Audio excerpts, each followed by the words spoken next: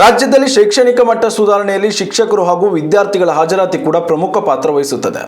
ಈ ಹಿನ್ನೆಲೆಯಲ್ಲಿ ರಾಜ್ಯದ ಸರ್ಕಾರಿ ಶಾಲೆಗಳಲ್ಲಿ ಶೀಘ್ರದಲ್ಲೇ ಚಹರೆ ಗುರುತಿನ ಹಾಜರಾತಿ ವ್ಯವಸ್ಥೆ ಜಾರಿಗೆ ತರುವುದಾಗಿ ಶಿಕ್ಷಣ ಸಚಿವ ಮಧು ಬಂಗಾರಪ್ಪ ಹೇಳಿದ್ದಾರೆ.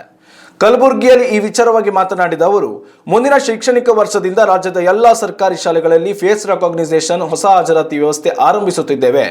ಈ ಹೊಸ ಹಾಜರಾತಿ ಪದ್ಧತಿಯಿಂದ ರಾಜ್ಯದಲ್ಲಿನ ಶೈಕ್ಷಣಿಕ ದಿಕ್ಕೆ ಬದಲಾಗಲಿದೆ ಎಂದು ಅಭಿಪ್ರಾಯಪಟ್ಟಿದ್ದಾರೆ.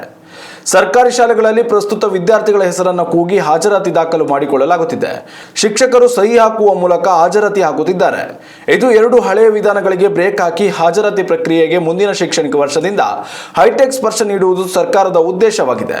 ಇದಕ್ಕಾಗಿ ಸೂಕ್ತ ತಯಾರಿ ಈಗಾಗಲೇ ಆರಂಭಿಸಿದ್ದೇವೆ ಎಂದು ಸಚಿವ ಮಧು ಬಂಗಾರಪ್ಪ ಮಾಹಿತಿ ನೀಡಿದ್ದಾರೆ. ಉತ್ತಮ ಸಂಸ್ಕಾರಯುತ ಶಿಕ್ಷಣದೊಂದಿಗೆ VSS English medium CBSE school Udupi Muddur.